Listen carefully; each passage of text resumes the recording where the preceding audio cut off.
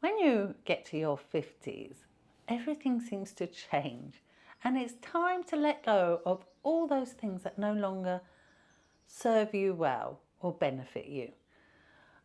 I've had to let go of lots of things when I've hit my 50s, and some of them have included leaving family behind, and some have been really hard, but they've been necessary for my own mental wellness and emotional well-being, and being able to move forward and have a more fulfilling and happy and peaceful life. Hello everyone, welcome back. My name is Zoe, and today I'm going to tell you the top five things that I've let go in my 50s. And the first one, which was one of the hardest. It wasn't so hard at the time when it came to it, but it's letting go of those toxic relationships you have with certain family members. I've always been very close with my family. We had a particularly rough upbringing, I would say, broken families, lots of things happened. So in general, I was quite close to my siblings. But as they got older and we all got older, some of them were just very draining relationships. And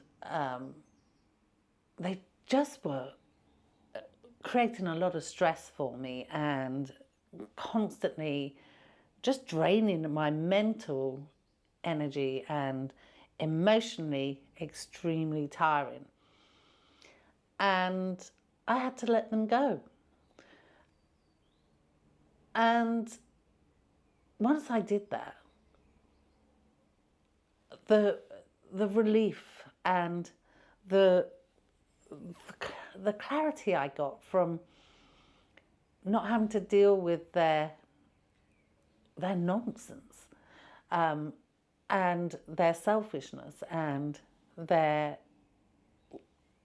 constant draining on my energy, it has been extremely freeing. Very difficult to do, but myself now is glad I've done it. I had to do it. I need to have a peaceful life now. I just don't need drama in my life. There's a song like that, isn't there? But I just don't. I like to live peacefully and calmly, and I only hang around people now that have a positive energy. I don't need negative energy in my life. If I come across people and they've got negativity, I will draw back because I just don't need that. It is absolutely emotionally draining when someone is negative around you. It's hard to do, but it is necessary if you want peace of mind. I know people find it difficult to do, and some people wouldn't be able to do it, but I had to. I really had to for my own sanity. Oh, the second thing is people pleasing. I have to let that go. Always saying yes to people because you want to make other people happy all the time, and to your own detriment. You end up doing things you don't really want to do. You end up spending money on things you wouldn't really want to do because you're so worried about hurting their feelings or not being liked by them or being isolated. You feel like if you say no, you're being selfish, but no, not anymore. I put myself first now. If I don't want to do something, I'm not doing it. I'm sorry if that makes me selfish, but this is my life. And I'll say no. And I don't give an explanation now. Like when you used to make 101 excuses, like, oh, the cat needs feeding, or I've got to do this, I've got to do that, because you just didn't want to say no without a 10-minute explanation and excuse. Well, now I just say no because I don't want to. It's just not for me. Sorry, but it's not for me. That's it. I don't need to give you any more explanation. It's a no. Oh my goodness, so freeing. No longer do I have to make up these elaborate lies to get out of doing things I don't want to do. I could just say no. So but I used to tell, when I first separated with my husband, we used to take in turns each Christmas to who would have the boys. So one year he would have them and the next year I'd have them.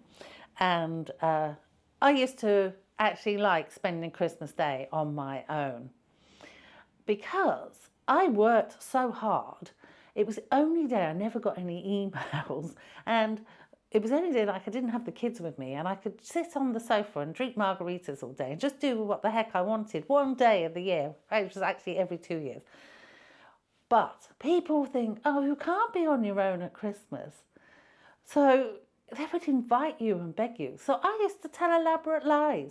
I actually used to tell people I was going off to help with some charity work on Christmas Day and get out of it that way. Now, why should I have to lie? And it didn't matter, you see, if I said, oh no, I want to be on my own. No, you can't be on your own. People can't be on their own on Christmas. Yes, we can. So now I just say, no, leave me alone. I'm happy on my own. And that's it. Don't need to make up all these lies. I hate making up lies. It's so much better this way. And that kind of leads on to the next one, is this fear of being alone. When I never really have been on my own until, so I left home and I was with my husband, and then I was with him until my mid-30s when we separated. So, you know, it took me a long time to adjust to not having a partner or someone to lean on, because I'd always have my dad or my husband. It did take a long time. And I always thought I'd like to remarry. But as time went on and I got used to not having a partner, it hasn't become so important to me. And I always had my kids around and I always put my kids first. When they left, yeah, then that's the time, isn't it, when you really feel that silence and that loneliness. But I'm not afraid to be alone anymore. And I don't think being alone means that you're necessarily lonely. When I was younger and growing up and I had all my siblings around me, I was more lonely then in a big family than I am when I'm on my own here. And because it's a state of mind, isn't it? And I actually don't mind. I actually now like being on my own. I like being alone, like being able to do my own thing, have my own thoughts, get up when I want, shower when I want, eat when I want, eat what I like. And, you know, all these things are just, I see now as freeing. And I'm not afraid of it. And I think that's the big thing that I've had to come to terms with personally in my life was, you know, being able to cope with being on my own. And I can do that. And I thrive on it now. But it wasn't always the case. I had to learn and teach myself. And letting go of what the perfect woman should look like. I mean, all these beauty standards that we look up to when we're younger, all these creams we put on our faces, all these diets we do, all these clothes we try and squeeze into, walking around on high heels for most of our lives, which is probably why my knees hurt now. Why do we do that? Now, I really don't care. I don't care what I'm supposed to wear. When I was younger, I would never have been seen dead in a pair of leggings and a hoodie. Now, aren't they comfy? I never wear high heels. My knees just won't allow it. I wear trainers or really chunky sandals, again, to protect my knees. And I really don't care what people think. So my hair's a little bit dry and needs to go to the hairdresser. So my makeup doesn't look perfect. Who cares? Who actually cares? I've always been the type of person that looks at a person inside. And if you can't see me for my personality and for what I am as a person, and you're just looking at this superficial things and my wobbly bits and stuff, you're not the sort of person I actually want to know anyway. I don't worry about it. I do me. Just do yourself. I've always kind of dressed myself anyway in my own style. I've never followed the crowd. But I really don't care what people think of me now, and I really don't care that I have wobbly bits. I don't. For me, it's more about being healthy. And when I go to the gym, yeah, it'd be nice to lose some weight, but I'm thinking more about being healthy and, you know, keeping my bones and my muscles stronger and having a longer life than being a size 8. And my final one, number 5.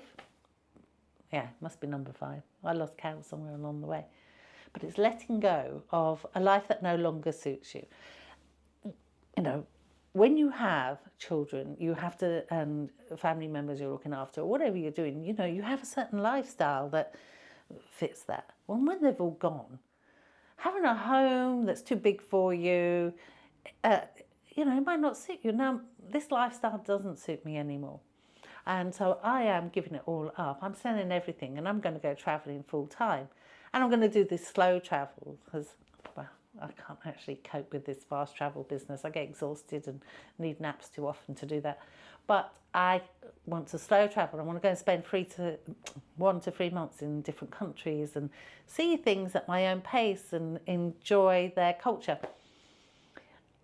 And that's because this life doesn't fit me anymore. I no longer have the responsibilities of children and parents to look after. I'm free to do what I want.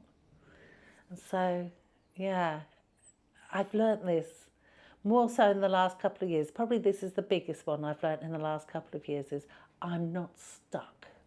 Just because I think I'm stuck here and I'm stuck in this rut and I'm stuck in this house and I'm stuck in this town and I'm stuck in this life. Actually, I'm not. This doesn't suit me anymore. I'm free. I'm free to do what I want. Freedom. That's a big one. What have you learned? What has changed for you when you hit your 50s? What do you no longer care about? Let it go. And I know some of them will be big ones and some of them are more frivolous, like the, well, I was going to say the beauty one, but, actually that's quite a big thing. When you're in your 20s, trying to look your best is a massive thing, but not anymore.